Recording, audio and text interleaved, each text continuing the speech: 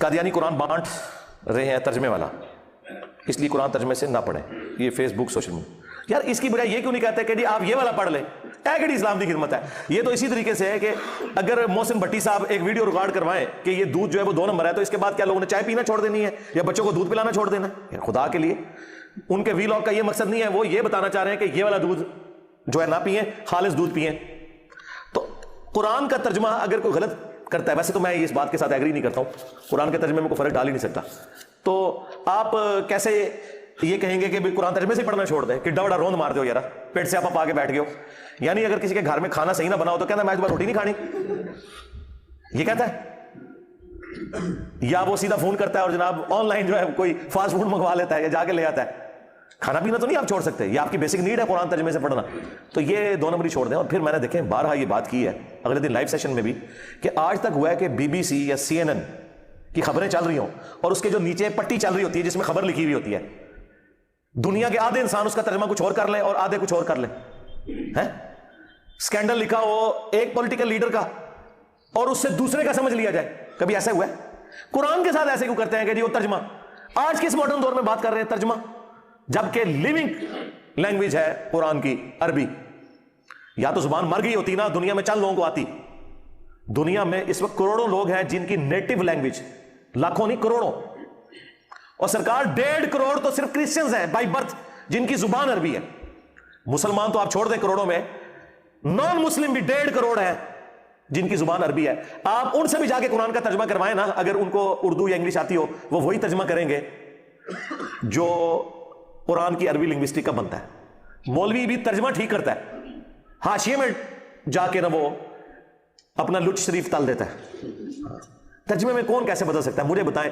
ایاک نعبد و ایاک نستعین، جس کے اوپر پوری توحید کھڑی ہوئی ہے، کس فرقے والے نے اس کا ترجمہ یا علی مدد کیا ہے یا شیخ عبد القادر جیلانی مدد کیا ہے؟ اے اللہ تیری عبادت کرتے ہیں، تجھی سے مدد مانگتے ہیں. تو یہ کس طرح کہہ سکتے ہیں آپ کہ ترجمے بدل گئے؟ الفاظ کے چناؤ میں فرق ہو سکتا ہے، ترجمہ نہیں بدلا.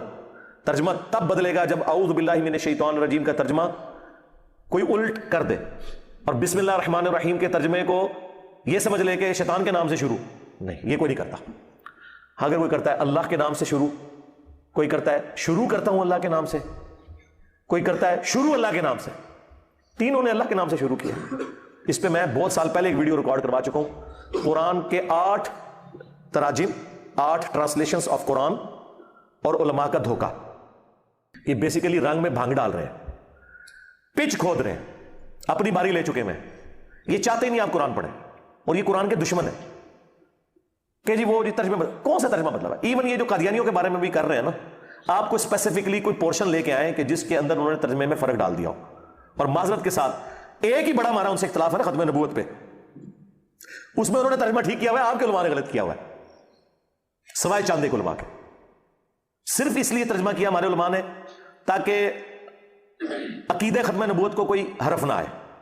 یہ کون سا طریقہ ہے کہ ناک پہ مکھی بیٹھے تو آپ ناک ہی کاٹ دیں؟ لوگوں نے اگر قرآن کی آیات سے غلط رزلٹ نکالا ہے، آپ لوگوں کو سمجھانے کے لیے قرآن کی آیت کا ترجمہ بدل دیں گے؟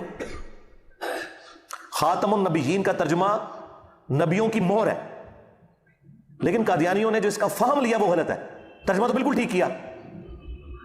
اہل سنت نے، اہل تشیع نے اس کا ترجمہ بالمفہوم کر دیا. سلسلہ نبوت کو ختم کرنے والے بالمفہوم ترجمہ یہ درست ہے.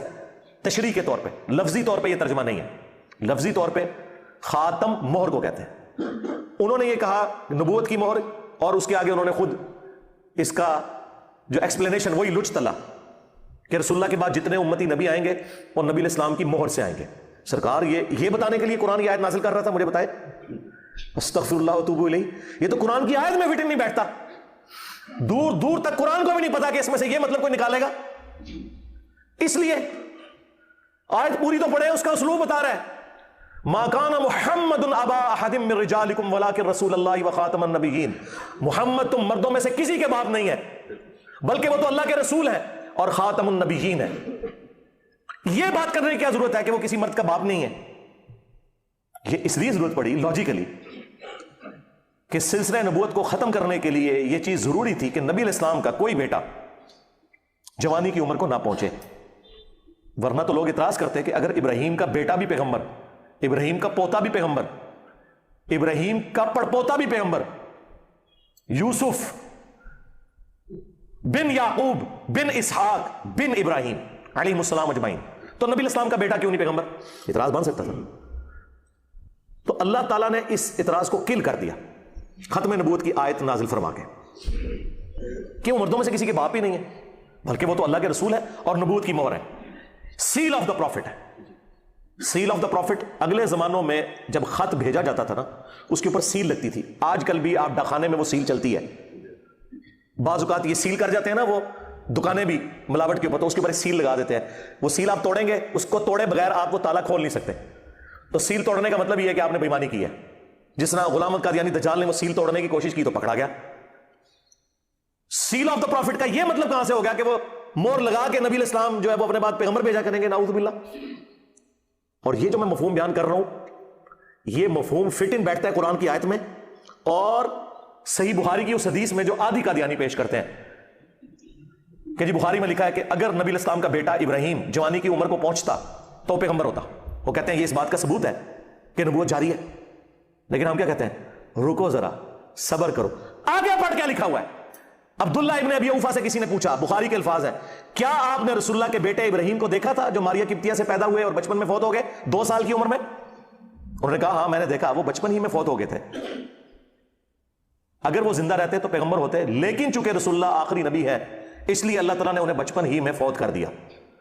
जो मैंने कहा था ना कि ये क्या खत्म नबूवत की आयत में ये इस बात का क्या मतलब था? मा काना मुहम्मदुन अबा अहदिम मिन रिजालिकुम, तो मर्दों में से किसी के बाप नहीं बोला कि रसूल अल्लाह, बल्कि वो तो रसूल है और रसूल भी आम नहीं, वो खातमुन नबिय्यीन। इसकी तशरीह खुद बुखारी में हुई है, अब्दुल्लाह इब्न अबी औफा ने की हुई है रज़ियल्लाहु ताला अन्हु। 86 हिजरी में फौत हुए हैं, हुजूर के बाद 75 साल तक जिंदा रहे हैं। सीनियर साहब फौत होने वाले जो एंड में उनमें से एक है। इन्होंने पकड़ के जनाब कहा जी वो मोहरे लगा लगा के भेजेंगे। अल्लाह अकबर, खुदा के लिए ये तो किसी जाहिल आदमी को भी पढ़ाए वो ये मतलब नहीं निकालेगा इसमें से। फिर भी अगर वहां रह गया तो बुखारी मुस्लिम दोनों में हदीस है, नबी इस्लाम ने फरमाया मेरी मिसाल और अगले अंबिया की मिसाल उस खूबसूरत इमारत की सी है जिसमें सिर्फ एक ईंट लगने की जगह बाकी है। जितने लोग गुजरते हैं उस इमारत की तारीफ करते हैं और साथ ये भी कहते हैं अगर ये एक ईंट लग जाए तो ये इमारत परफेक्ट हो जाए, और वो एक ईंट मैं हूं, नबी इस्लाम ने फरमाया। और फिर आपने फरमाया अना खातमुन नबिय्यीन। अब यहां पे खातमुन नबिय्यीन का जो लफ्ज है, मैं नबूवत की मोहर हूं, उसको आप अलैहिस्सलाम किसके साथ तशबीह दे रहे हैं कि एक ईंट की जगह बाकी है, इसके बाद ये महल सील। जिस तरह जज जब फैसला लिखता है ना, एंड पे कलम तोड़ देता है, वो कलम तोड़ना जो है वो सील होती है, उसके बाद कोई डॉक्यूमेंट में चीज ऐड नहीं हो सकती। या अगर किसी सरकारी डॉक्यूमेंट के ऊपर सील लगे मोहर की फॉर्म में, अगर आप सील से मुराद वो वाली मोहर लेते हैं जो नबी इस्लाम की अंगूठी वाली सील थी, वो वाली सील लेते हैं मुराद, स्टैंप जिसे कहते हैं। 2 माने हो गए, एक सील और एक स्टैंप। अगर स्टैंप भी लें तो डॉक्यूमेंट के एंड पे जब स्टैंप लगती है उसके बाद डॉक्यूमेंट में कोई चीज ऐड करें तो जुर्म होता है। आपने देखा है वो सील कहां जाके लगती है? जहां पे सिग्नेचर किए होते हैं, ताकि अगर कोई सिग्नेचर बदलना चाहे तो बदल ना सके, पकड़ा जाए। तो ये दज्जाल पकड़ा गया ना, इसने कहा कि नहीं, इसका मतलब है कि हुजूर इस्लाम वहां मोहरे लगा लगा के ना अपने बाद पैगंबर भेजेंगे और मैं उम्मती नबी हूं, नाऊज़ु बिल्लाह। इसका कोई दूर दूर तक। अच्छा, लोग कहते हैं जी इनकी बातों का जवाब दें। सबसे ज्यादा मेरी वीडियोस रिकॉर्ड है कादियानियों के धोखों के ऊपर, बाकी उन्होंने तो सिर्फ गालियां निकाली हैं जी, वो टॉयलेट में मर गया और फलां जगह मर गया। ये इल्मी बात कर रहे हैं। इस तरह की बातों ने तो उन्हें उनके फासिद नजरियात के ऊपर मुहकम किया है।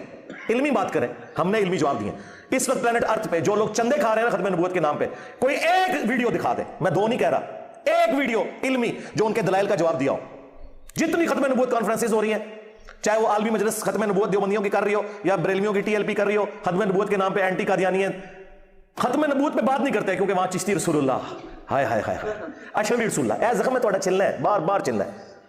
ਤੁਹਾਡੇ ਅੱਬੇ चिश्ती रसूलुल्लाह अशरफी रसूलुल्लाह ਨੂੰ endorse ਕਰਨ ਤੇ ਤੁਸੀਂ ਨਾਲ वो खत्म नबूवत ਦਾ ना समझ लो। खत्म नबूवत थोड़ा क्या लेना देना? खुद डाकू है आपके बुजुर्ग खत्म नबूवत के ऊपर, आप लोगों ने उसको ग्राउंड्स प्रोवाइड किए हैं। आप गुलाम अहमद कादियानी दज्जाल की किताबें पढ़े, उसने बाबों के ये सारे कलमे कोट किए हैं। शेख अहमद सरंदी की बातें कोट की हैं जो उसने अपने मकतूबात के अंदर अपने बारे में दावे किए हैं कि मैं उलुल अज़म पैगंबरों का नायब हूं और मैं अगले 1000 साल का मुजद्दिद हूं, और जो जो वो इरशादात फरमाता रहे इन्वर्टेड कामास के अंदर, वो उसने कोट किए। कश्ती नूस की किताब पढ़े, बाजीद बुस्तामी के दावे। तुम्हारा बाबा जो है शराब को अंगूरों का जूस क्या के पी जाए, तुसी सुभान अल्लाह पढ़ो, और दूसरा क्या शराब है तो तुसी लांदा भेजो, और दोनों एक जैसे ही हो। ये तुम्हारे बुजुर्गों की जायज रूहानी औलाद था, बल्कि शैतानी औलाद। छोड़ दें, ये इन्होंने धोखे दिए में।